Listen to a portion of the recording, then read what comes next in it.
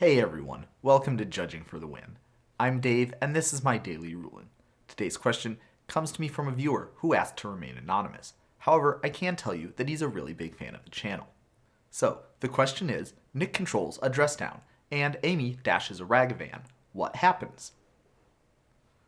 Alright, first of all, if you have a Ragavan and you deal combat damage to your opponent while there's a dress down out, you will not be making a treasure, and you will also not be exiling the top card of anybody's library.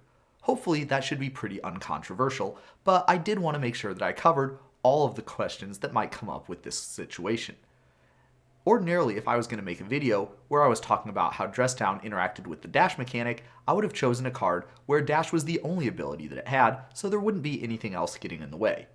However, for this case, Ragavan is pretty much the only card with dash that a lot of people have ever heard of, so I decided to go with the one that was the most familiar.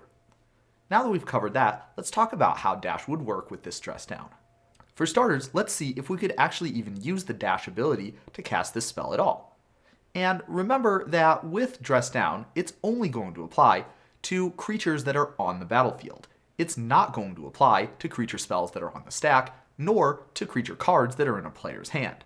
And so that means that the ability of dress down is not going to apply in any of the zones where we might be looking to cast a spell with dash. So at least that part is going to work exactly the same as it always will. You will be able to pay 1 in a red to cast a Ragavan if there's a dress down out. Now let's take a look at some other stuff that's a little bit more interesting. So if you were to cast a Ragavan with dash while there's a dress down out, would you have to return it to its owner's hand at the end of turn? First of all, let's note that dress down says to sacrifice it at the end of turn. Now, there's only one time in the game when at end of turn abilities trigger.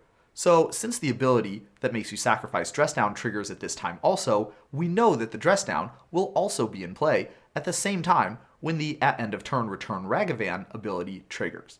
So it would be possible that you would be able to suppress it. However, we're going to have to take a little bit of a closer look to see exactly how this ability functions in order to make a determination like that. So in order to do that, I've brought up the relevant passage in the comprehensive rules where it talks about how dash works. Notice something kind of strange. The dash ability does not give Ragavan an ability that says, at end of turn, return this to its owner's hand. Rather, it operates a little bit differently. Anytime a spell resolves, some stuff is going to happen. Now, if you cast that spell using a dash ability, then one of those things that's going to happen is the game is going to set up a triggered ability that returns that card to its owner's hand. This is not an ability of any permanent on the battlefield, including Ragavan. Rather, it's just an ability that's been set up and it exists in the game somewhere. As a result of that, this is not something that dress down is going to be able to take away. And if you dash a Ragavan while there's a dress down out, you will have to return it to its owner's hand at end of turn for that reason. Now, that's some pretty awesome stuff. And if anybody has followed my channel for a while, you know that I like to save the best for last. And, well, I don't think that you're going to be disappointed. Now we're going to see if you dash a Ragavan while there's a dress down out, will it have haste? And in order to do that, we're going to do the exact same thing that we did before, by taking a look at the relevant section of the comprehensive rules where it defines what dash does. And you'll see something a little bit different from what we had in the previous situation. Remember how, with dash, we did not have an ability getting added onto Ragavan that says, at end of turn, return Ragavan to its owner's hand. Notice that with haste, that's the exact opposite of what's happening. With haste, we actually have something that says specifically, dash means, as long as the dash cost was paid, this permanent has haste. And that means that we are giving an ability to Ragavan. What that means is that after you dash Ragavan, it's going to be on the battlefield, and the game is going to look at the dash ability and think it looks maybe something a little bit like this.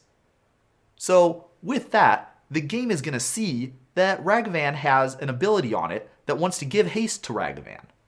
On the other hand, there's another thing out there that wants to take all of the abilities away from Ragavan.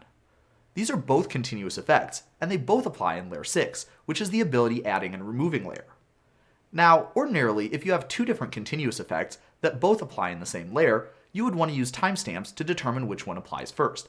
However, with this situation, there's a little bit of a twist.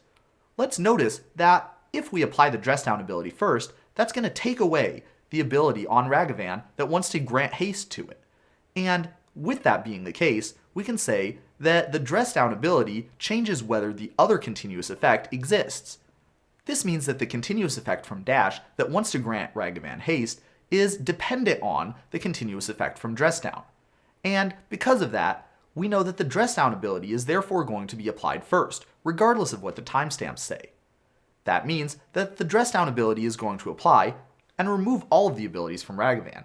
After that, there's not going to be any more continuous effects to apply, because the dash ability has been removed during that process.